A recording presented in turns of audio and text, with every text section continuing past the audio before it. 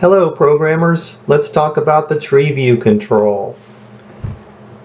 Follow along with me please. Create an empty website project in C# and add your default page.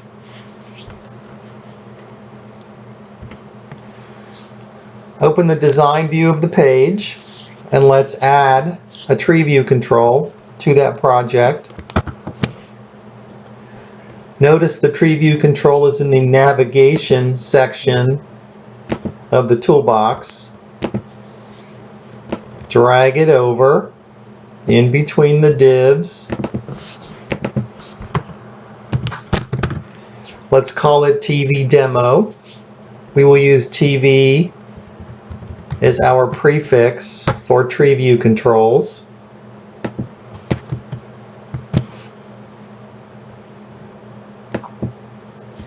Next, let's add some code. In the page view event, we'll add a little bit of logic. And if we are not posting back, we'll initialize the TreeView by calling a method. And you can just copy and paste this code off of the slide.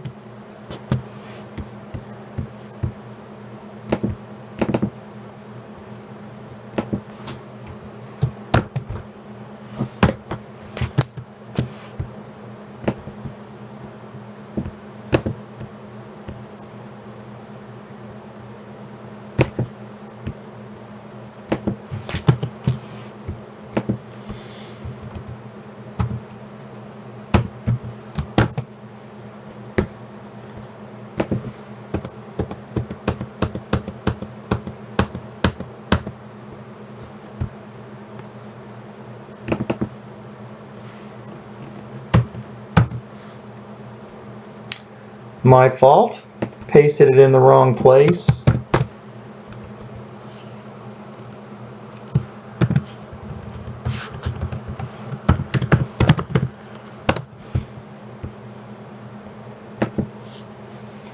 That looks better.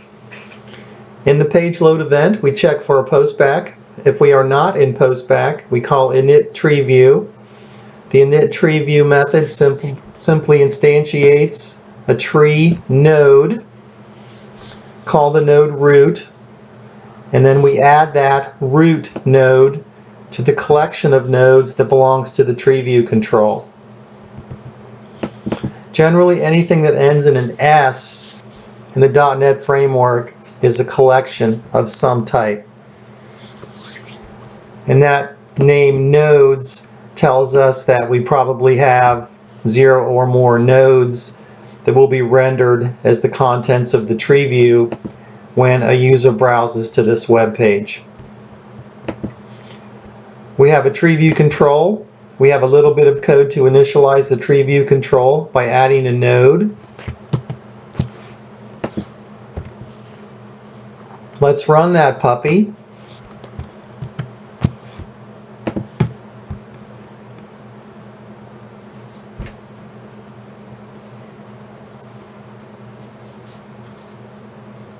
I'm glad we're not in a hurry.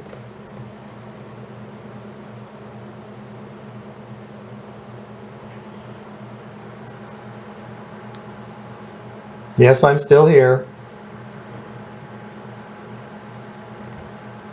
32 gigabytes of RAM, and this is what I get.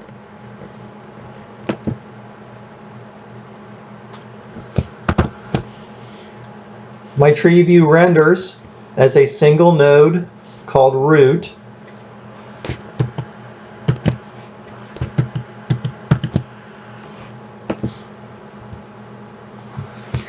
Let's look at the code behind this page just as an exercise. There's a lot going on here. We're not going to study it, but I am interested in how HTML and CSS and JavaScript became a TreeView control, because there is no native TreeView control in HTML. And I could scroll through this left and right, up and down, back and forth, but it's probably easier just to search for the word root.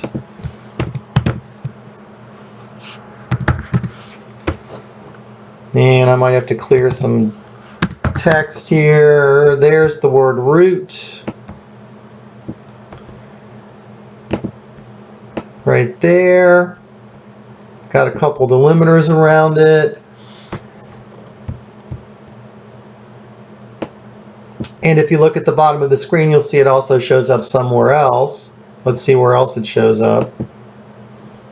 On the same line of code. So you can see there's a little bit of JavaScript there.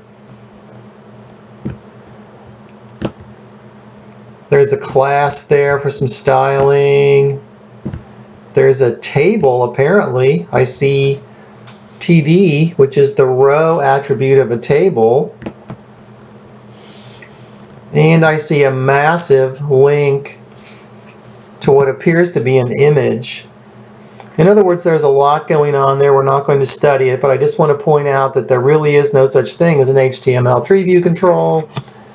We just use the magic of HTML, CSS, and JavaScript to approximate or render what we're asking for in the .NET code.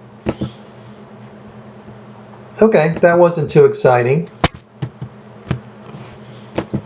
We can make the TreeView code look, we can make the TreeView control look a lot better by doing some styling, and we can also add some nodes to it through the designer.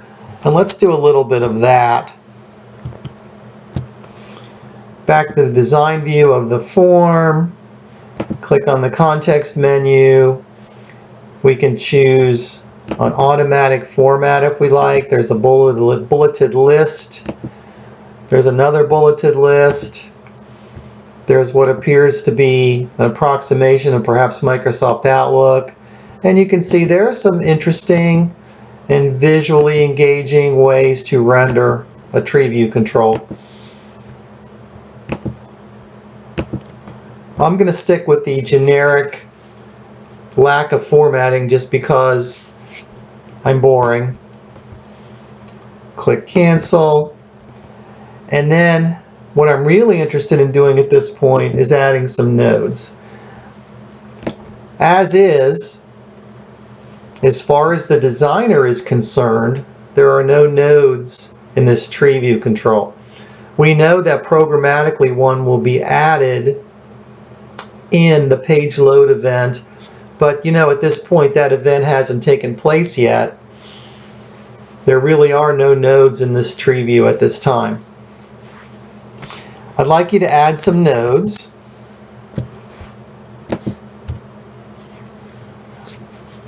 Pets, dogs, cats, chickens, and you can go ahead and do that now, and I will wait for you.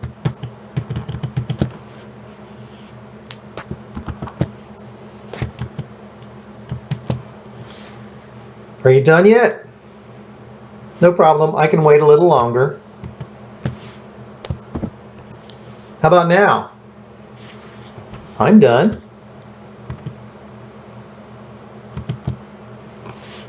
There are my nodes.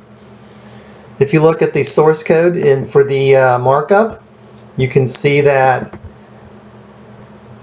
you have a tree node control which contains child nodes which are of the same type. They're all tree nodes, but the way they're structured is to create an outer node or a root node or a parent node, and then build children and grandchildren and subchildren and great-great-grandchildren inside those nodes.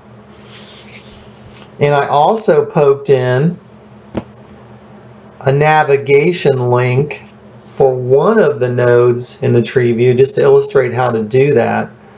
And if you look at the following slides,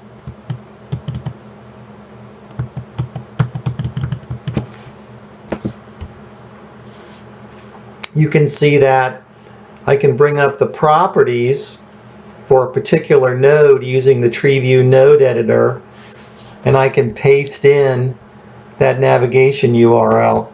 Let's do that now. And since we all like kitty cats,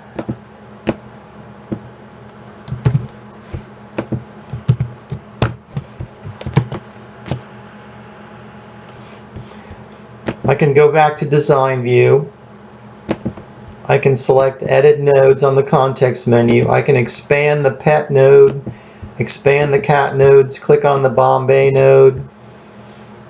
In the navigate URL, I can paste in the node I want to navigate, or the website I want to navigate to when someone clicks on that node. And then in the target window, or the target property, I can put in _blank, which should be familiar to you from your HTML class. Or I think if you leave that blank, blank is also the default if there's nothing in that property, but I'm going to go ahead and put that in there. Click OK. Nothing looks different here. If you look at the code behind, you can see the navigate URL property shows up for that particular node of the TreeView. And if you run that,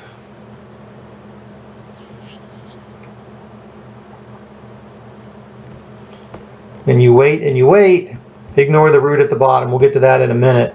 The Bombay node now has a link associated with it. Look at the bottom of the screen and you'll see that when I hovered, it revealed that link. Click on the link, it opens a new tab, and there's everything you'll ever need to know about Bombay kitties. And we know that works. Alright, so getting back to the error that we saw just a moment ago. The root node shows up at the bottom, and it's not part of the pets structure. Remember, we added that little bit of code right at the beginning of the slide show to add the root node programmatically in the page load event of the code for the default.aspx page. So when we added that root node, or the node called root, there's nothing special about it really. It just became a separate node in the tree, not connected to anything else. And the other nodes above it, pets, dogs, cats, chickens, were added through the form designer. So they have nothing to do with that poor little orphan root node. Now what I'd like to do at this point is take everything in pets, the entire pets node structure, and put it under the root node. I want pets to be a child node of root. And it turns out that's not as easy as you might think. We can fix this problem, but we have to write a little bit of code in the code behind to do it. And I'm just doing this to illustrate how to think about the structure of the nodes, how to interact with the tree view, and how to do things programmatically. Because it's terrific to be able to add all of these pets and dogs and cats and chickens using the form designer, but your end user won't have a form designer, and you will have to do things programmatically. Therefore, it's important to know how. And I've given you this big chunk of code that you can use to replace the init TreeView method. And let's do that now.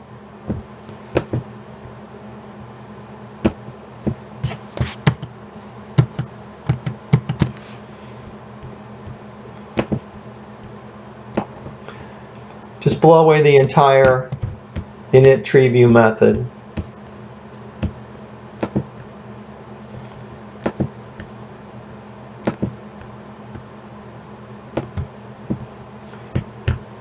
It still gets called from the page load. It still gets called only on the not post back condition.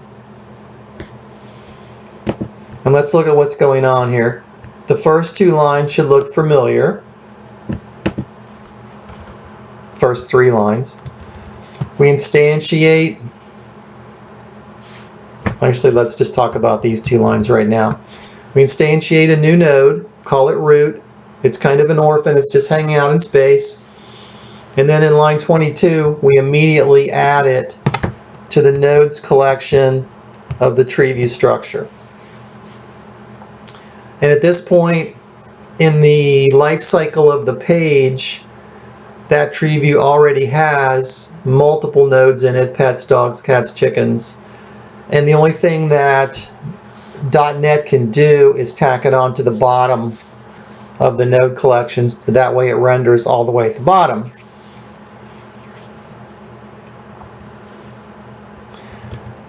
So what I want to do then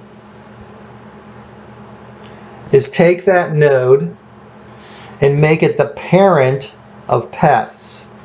I want the node called root to stay in the TreeView, but I want it to become the parent of the pets node, and then the pets node is the parent of dog, chicken, and cat, and dog, chicken, and cat each have their own child nodes. So I want to maintain the structure. I just want to add, I want to kind of invert that root node and put it at the top. And I can use a for each loop, which is very helpful, to search through the nodes one at a time in the TreeView. And if I find the one called pets, I throw up my hands and I say a little hallelujah. And I want to, ideally at that point, change the parent property of the pets node. Okay? But it won't work. That's why it's commented out. I can't do it. I get a yellow screen of death, and I get an error that the parent property is not editable. It's not that easy to change the parent. So I can't do that. What I can do, though, is capture that node, and I'm going to call it current root node, and then add the current root node as a child to the root node that was hanging out there as an orphan all by itself. So it is possible to do, and I've actually found a lot more complex ways to do this as well, but this worked out pretty intuitively and easily for me once I got it written. So I hope you take some time to look at it, and I hope you see that in line 33 we find a node that has no parent, and the node that has no parent, if you flip back to the slides again, the node that has no parent is going to be pets. That's the first one that shows up in the collection of nodes that has no parent. Dogs has a parent, collie has a parent, cats has a parent, pets has no parent. So I found the root node, which is pets. I grab a copy of the reference to that node, and I no longer need to be in that for each loop anymore because I found what I wanted. And then outside of that for each loop, I reference that poor little orphan root node. I reference the child nodes collection of that root node, which at this point is empty. The root node has no children. And I add a reference to the pets node that I captured inside the for each loop. And that creates an entire child structure under that root that we added programmatically up above in line 22 on the screen. And that solves our problem. So we can have some nodes that were added through the designer, which is great, and some nodes that are added programmatically in the code behind. I should be able to run this now, and this little line of code right here should put the root at the top and put everything else under that root as a whole bunch of children. Well, let's see what happens.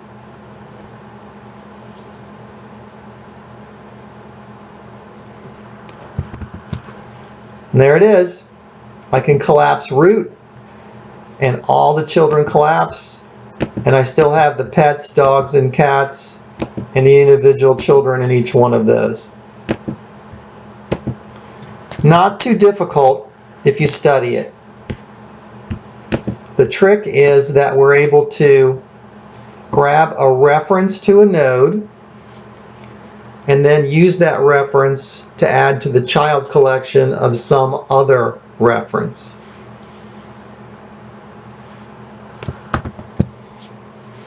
Moving on, as I was developing this code, something jumped out at me that seemed very odd. I think that there's a data hiding issue with the TreeView control, and particularly the nodes collection of the TreeView control. And I wrote this little test method to illustrate my point. This is a standalone piece of code that you can run in the page load event, or actually anywhere you'd like to put it on the code behind of a web page. It doesn't have to have anything in the designer. You don't need to create a TreeView, but it illustrates how I think, I'm 99.99% sure there's a data hiding issue here, and I'd like to talk about it a little bit. So take some time and follow along with me and see if I can convince you that this might be a problem. The first thing I do is create my own TreeView. I don't need to have one on a form. I'm just creating one in memory. It won't get rendered. It just exists inside this method as a TreeView. Remember, these controls are also classes. Therefore, all I'm doing is instantiating an instance of TreeView, and I'm calling that TV. Then I create two nodes. Same thing there. They do not exist on a form. They don't have corresponding controls somewhere on a form. They simply exist in memory. Then I add those nodes to the TreeView. Just call the add method, pass a reference to TN1, which is tree node 1, pass a reference to TN2, which is tree node 2. No problem. And then I print a little debug message so I know where I am. And then I enumerate all the nodes. Response.write, as you remember, simply writes the HTML stream. So wherever the HTML pointer is at that time, that's where that information will show up. It's a cheap way to debug. And that just prints out the nodes. It's going to print out test node 01 followed by test node 02. No problem. That works. Print a new line character just to break up the output a little bit, make it somewhat easier to read. Now here's where it gets good.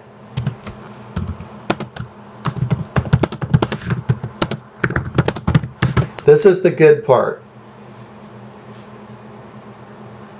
I'm changing the text value of TN1. TN1, remember, I created in this method. I immediately added to the nodes collection of the TreeView control called TV. By doing this, I'm changing the node that also exists in the nodes collection of that TreeView control, which I should not be able to do. Once I put something into the nodes collection of the TreeView control, it should be hidden from me, because that's a violation of object-oriented programming data hiding principles. Things in a class should be hidden, should be private, should only be accessible through getters and setters. But here I am clobbering something that also exists, that's also stored as a reference in the nodes collection of another class.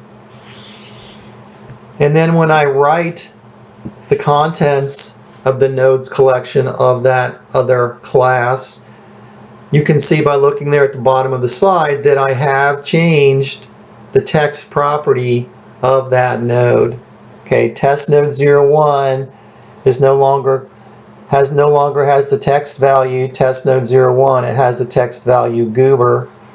And I think that's a violation of data hiding.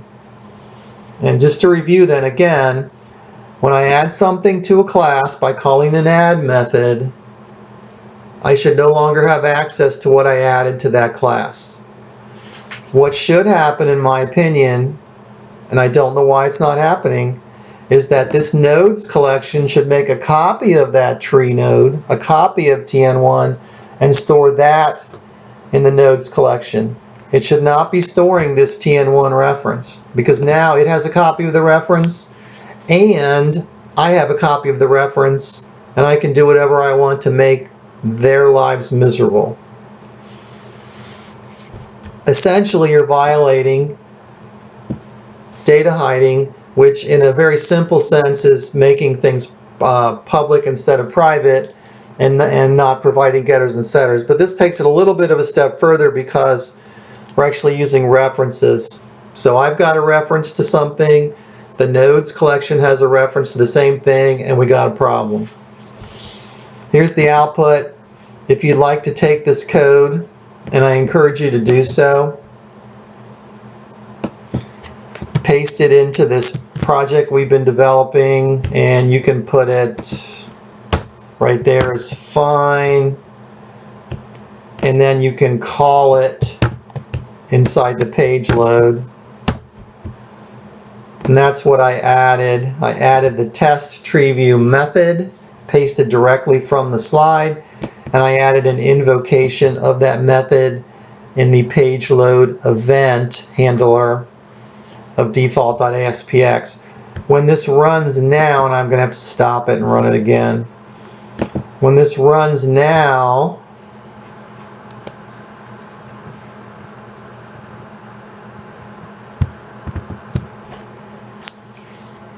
notice the output at the very top. Those are the response.write lines that I wrote, and injected into the HTML are those debug statements. And you can see very clearly that the second pass through the nodes collection now has a different text value for that first node. Okay, I think that's a violation of data hiding. So I got to thinking about that, and I thought, well, let's get some feedback, and who else might agree with me, or who else might think that this is not an issue. And as you can imagine, I went on StackOverflow and I opened a question.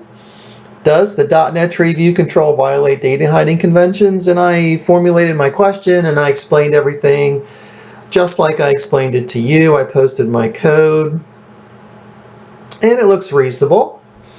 There's a link to the question there at the bottom. When you watch this presentation, who knows if that question still exists or not. That's why I grabbed a copy of it, because some other StackOverflow person could delete the question. Well, look what I got. The first comment I got is reasonable. Could you insert a quote or a link to the data hiding principle you're referring to? Sure, I can do that. And actually I did. I provided a link to techopedia.com that described data hiding, which I read it and I thought it was fairly reasonable. The second comment, blah, blah, blah, blah, blah, blah, blah. In fact, your assumption makes no sense. Well, that's a little annoying and rude, and hopefully you and I don't behave that way on StackOverflow. So I politely responded back to that person as best I could and continued on my merry way. If you'd like to take a look at the question on StackOverflow, there were other comments posted by me and by one of the other thoughtful responders. I chose not to deal with that particular person anymore, but I did have a decent discussion with one of the other commenters about this issue. I think my takeaway is that I'm shocked that people were not familiar with the concept of data hiding. That's what kind of blew me away. And hopefully we have covered that to the extent where you understand what we're talking about here. And if you don't, you'll take the time to read about it and discuss it with me if you'd like to know more. But in my opinion, it's a big deal. In my opinion, we don't make things public. We don't make things available except through our controlled processes, which are typically getters and setters. The next thing I'd like to talk about is another working TreeView example, which requires the VPN because we'll be accessing the grocery store simulator database, and we will do that in the next video in this set. Thank you.